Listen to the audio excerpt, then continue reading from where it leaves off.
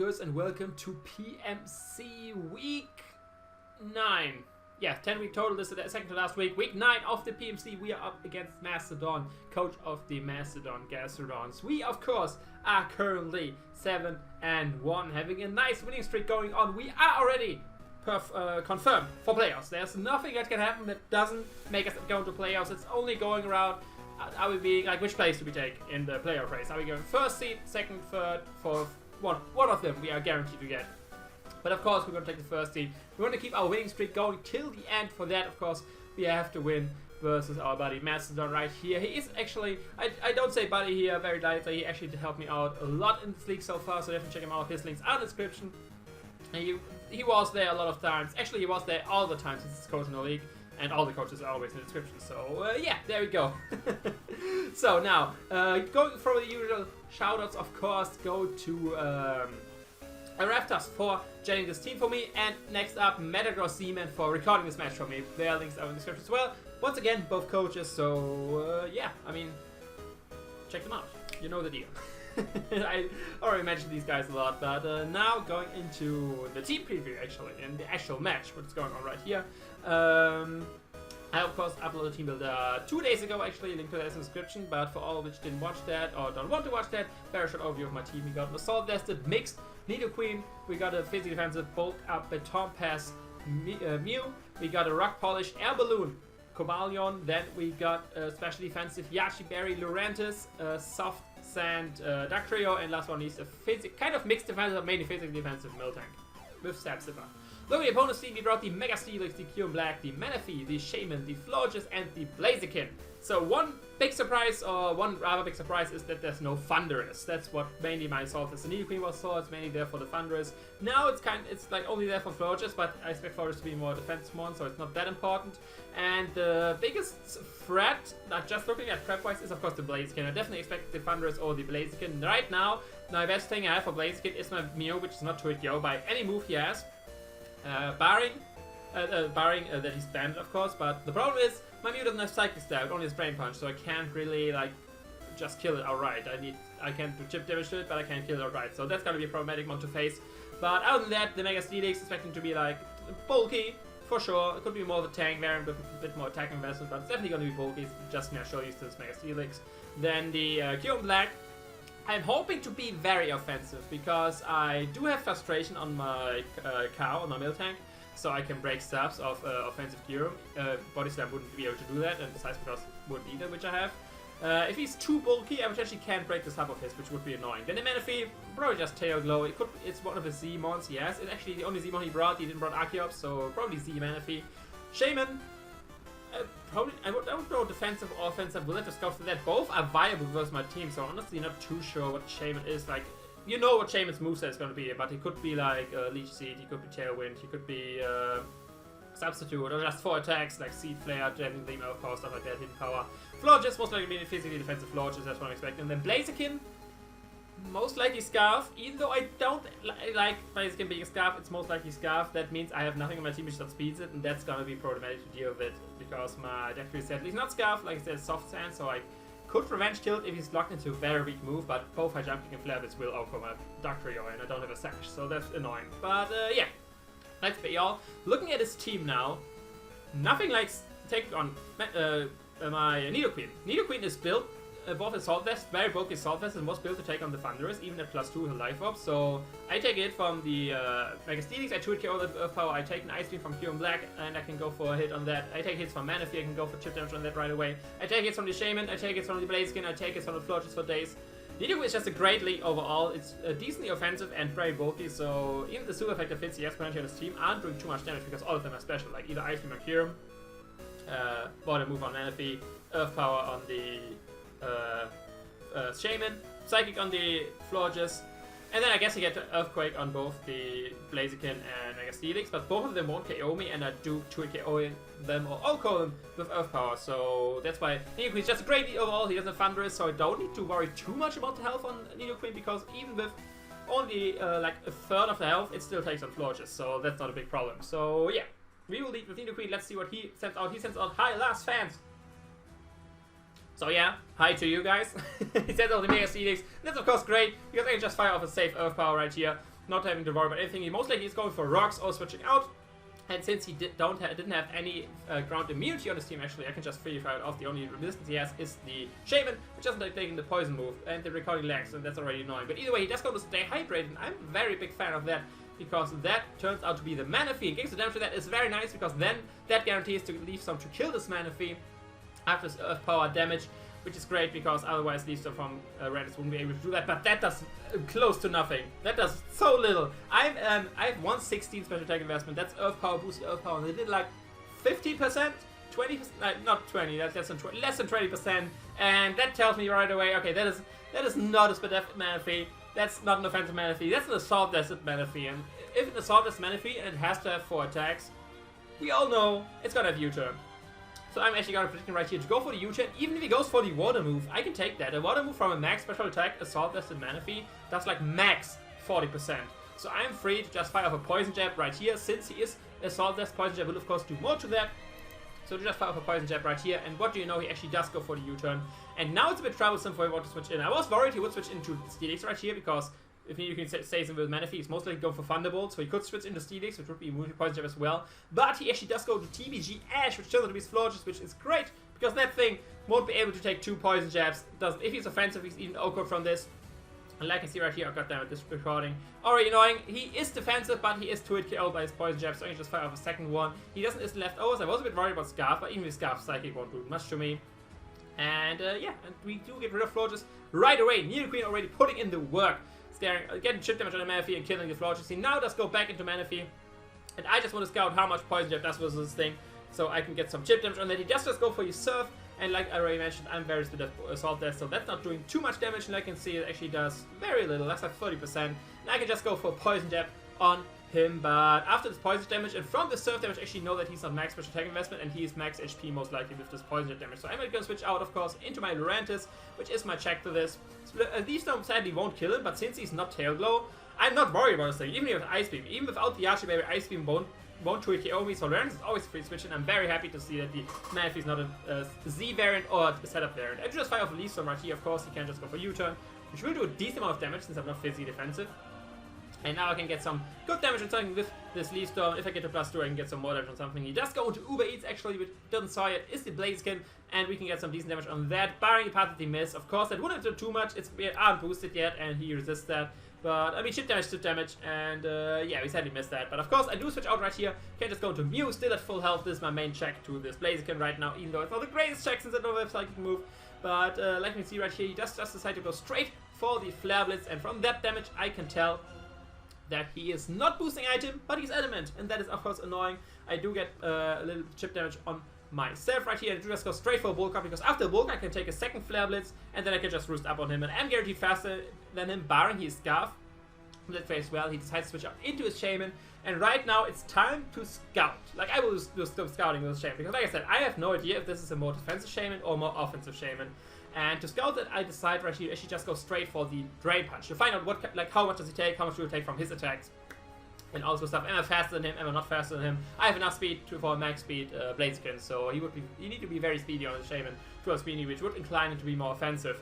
But from this range I'm at, I can take anything but a Life Orb Seed Flare. But if he is actually slower than me, and I get Drain Punch Recovery, I'm out of range of a Life Orb Seed Flare. And of course, the Choice Specs he will kill me as well, still, because that's stronger. If he's just Choice Scarf, something like that, I can lift that from here, I can roost up on him, depending if I'm faster or not.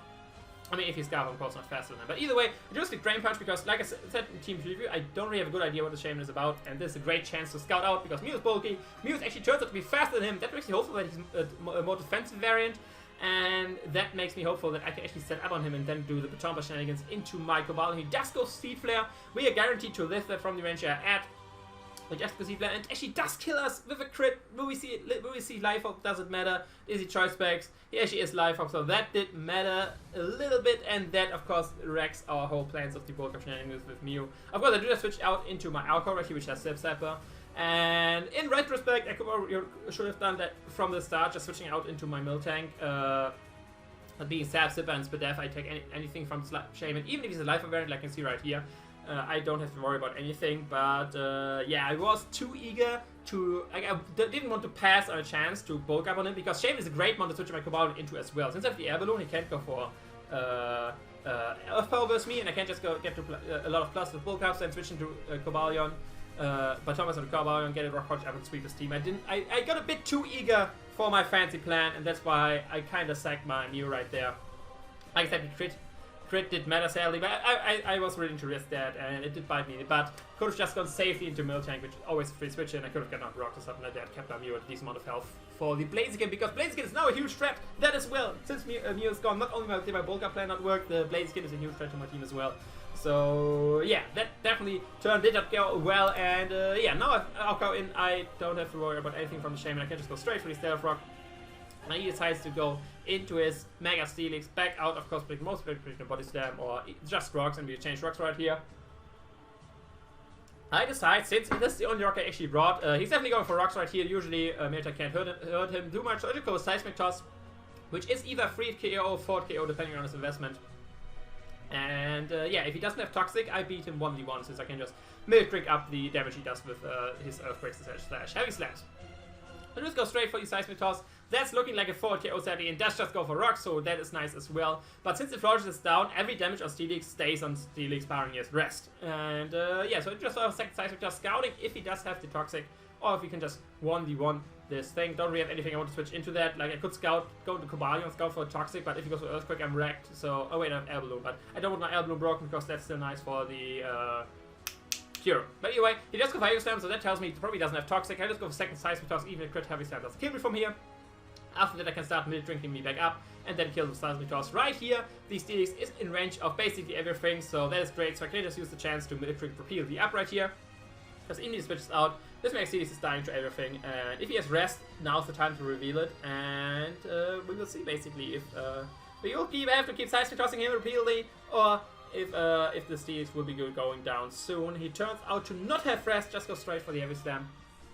And like you see right here, I got a little bit less HP than max HP, so I will actually go for one more Milk Drink, and then on the maximum HP I will get this thing basically, buying like low rolls. But I'm not Milk Drinking until I get a low roll, they're just asking for a crit. So yeah, I didn't go for another Milk Drink, then I will go for Heavy Slam, then I get leftovers, and that's the maximum amount of HP I will be at, and I can just go Seismic Toss in the next turn, kill this thing.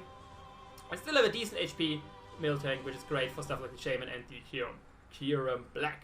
So, get a little bit of health right here, can just go Seismic Toss, get another round of leftovers, and yeah, we're basically at what I already mentioned, so I will take a sip of my drink.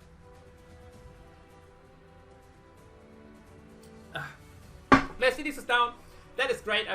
Like before the match, when I was playing for the match, I thought this thing would be way too big of a struggle, but since he just kind of cycled versus my Miltank, that's not too big a problem. He just goes sadly into his Blaziken, and that's very annoying. I don't really have a good switch into this. I decided to just sack my Nidoqueen right here, because yeah, it's low health and nothing really. The Florges is dead, and if he goes, for Sky Uppercut and doesn't have high jump kick, actually not 2 KO, but yeah, of course, it's a jump kick. He will 2 KO me. I just fire over Sucker Punch right here for a little bit of chip damage, but he actually does switch out. I was like, what? Why does he switch out versus me? Does he not want to risk missing high jump kick? I guess that's the reason, because he's gonna be faster than me. Or is he, if he's not Scarf, but most likely I think it's Scarf. He does switch into Manaphy. Then I just fire off a second Sucker Punch right here. Okay, then I get chip damage on Manaphy and not on the Blaziken right here. But yeah, he just go Ice Beam just to kill me off. Like I said, I was taking my Nidoqueen either way. And yeah, like I mentioned, the Blaziken most likely didn't want to risk high jumping at one second. Oh, he was not Scarf and here. No, I already showed that I could switch out moves. But either way, I just go straight into Duck Trio, guaranteed faster than him, and I can just go for Earthquake, trapping this thing. But right now we do have a problem. So let me pause the game. Right now, if he would go into Blaziken right now, he had a very nice chance of this. If he's Scarf and he would go into Blaziken right now, he had a very nice chance of sweeping my team. I only have the Duck Trio left, dice to a jump kick of Flare Blitz. I have the Nidoqueen left, dice to a jump kick, of course, not Flare Blitz. And I have the Cobalion left, and versus that, high jump kick is guaranteed KO, Flare Blitz is a roll. So I wouldn't have to rely on the roll if he goes on the Blaziken right here. Thankfully, he decides to go into his Shaman right here. After the match we talked about, his Blaziken was indeed Scarf, but he was scared about the Scarf Duck Trio. So yeah, that helped me out a lot. Oh, I have actually 4 months. What is my 4th month I have? Of Alcow, Cobalion, Duck Trio. What's the 4th one I have? Nidoqueen is dead. Lurantis has Flare Blitz as well. So there we go. You could just potentially sweep me with Flare Blitz slash high jump kick. The only thing I had with Flare Blitz would be this Miltank right here. So yeah, actually couldn't won at this point, since if he locks himself into the high jump kick, I have the Lurantis which can live. Oh wait, no, Ren couldn't lift. Oh, Ren couldn't lift, and still. That's what I mean. He could have stepped for high jump kick, so I would have to rely on the best. Either way, he does go for Seed Flare. I just in, get his stats to a boost, go for Frustration. He goes for the Dazzling Gleam right here. I do decide to Milk Drink up right here because another Earth Power wouldn't actually kill me. Or would it, since he got his Death Drop? I actually don't know. Was I faster than him? I would have to... Goddammit, I talked too much about Blaziken and I missed a lot of stuff. I wasn't faster than him, he just go for Tailwind. But either way, I do go for Milk Drink, I get a lot of health back. He does actually go for Tailwind, which makes you think, is he not Scarf Blaziken in the match? Of course, after the match I knew he was Scarf, like we talked about. Sorry, this narration is a mess already. I get information I got after the match. I throw together information I have in the match, and it's kind of messy right now. He just go for Earth Power, of course, drops to the Life Orb, and I just go for second Milk Drink right here because I knew he would drop to the Life Orb hit. And if he goes for Synthesis, he's starting out his own Tailwind, which would be great as well. So, yeah, now the Pandemonium. What is happening to this recording? Okay, let me pause right here and see you right back. Okay, we are back. I had to open this in a different video player because even if I replayed a bunch of times, it wasn't working with the VLC player I usually use. That's why I see like the play. That's why I use the different one, because if I use just the media player, this play button here is in the way, which is a bit annoying just looking. I don't like it aesthetically, but yeah. He, of course, he just died to Earth Power, to Life and Recoil, so we still have Miltank in, so let's see what he decides to go into right here. And he decides to go into Scrubs, which is his Kyurem. That's great news, because he still is going into Blaziken, which is great, because that means we can still hang out onto this match, don't have to rely on the roll on my Cobalion. So, yeah, I choose Fire of Frustration right here. Don't want to give him a sub, and since I have +1, I will guaranteed back the sub even if it's bulky. Just go straight for Ice Beam, which will be 2 KO since he got that Death Drop. That is actually great news for me. Since after this Miltank goes down, I can go into my Cobalion, set up a Rock Polish, and then sweep the rest of his team. So then, after Rock Polish, I'm guaranteed faster than his Blaziken, even if he's Scarf, and of course I kill this Kyurem Black from his range. He just goes straight for Earth Power, which is great. Which means Terran P is out as well, so that was great timing for me as well. Can just go straight to Carbra. I do have the Air Balloon, so don't have to worry about the Earth Power he just showed. The only thing I have to worry about is that it doesn't freeze me with Ice Beam. So it just goes straight for the Rock Polish right here, which is the only way I have to be faster than the Blaziken, not have to rely on the set roll with the Flare Blitz. But at this point, he... no, wait, he still needs to... He still... Yeah, he could still feed high jump here, of course. But either way, just go for Rock Tomb, pops my Balloon, but even at +1, I'm still faster than Choice of Blaziken. I'm faster than a Max Speed Kyurem, so I would be faster than a Scarf Kyurem. I just go for Close Combat right here. Because if he was Baby Berry, actually Iron Head wouldn't kill as well. And either way, it would have been the silly play because why would I have gone for Iron Head? I can just go for true close combats. But yeah, right here he does switch into his Blaziken, and right here it depends. Oh yeah, that's why I wanted to go for Iron Head, because now it's still a roll on the close combat depending on his investment. Because if he's a very slow Blaziken, and like if you're in a panic and you calc Max HP Blaziken as well, and Max HP Blaziken actually had a chance to lift this close combat, so I didn't want to go for close combat, so I didn't got the drops, so that even if I don't get the roll, I still have a chance to lift the Flare Blitz and stuff like that. So that's why I was thinking about going for Iron Head, but then Babia Berry, Kyurem Black actually could have lifted Iron Head, so yeah. We just go for close combat. Either way, we do go for close combat. Let's find out how bulky his Blaziken is. Can we kill the Blaziken? Can we keep the streak alive? And yes, we can. We kill the Blaziken. And that was a very, like, it didn't look as close. We still won 3-0, I think, but it was a very close game. Because if at any given point, after my Mew went down and my Nidoqueen as well, goddammit, why is there no screen right now? Show me at least the teams. Show me at least the teams. I want to have, goddammit, that's why I don't like this screen. There you go. Now we can talk about the match. So, I do it again at any point after my Mew went down and my Nidoqueen went down, going to Blaziken. He had the chance, like I said, we talked about the match, he was Scarf, he had the chance to just sweep my team with high jump kick, / potentially Flare Blitz. But with Flare Blitz, I had to hope for recoil damage. I still had Sucker Punch on my... Did I have Sucker Punch on this Dactylio set? Actually don't know, I don't think so. So yeah, I wouldn't have priority barring Sucker Punch on Nidoqueen, so I would have to hope he kills himself with recoil. And if I jump kick, I would have to hope that he misses at some point. But yeah.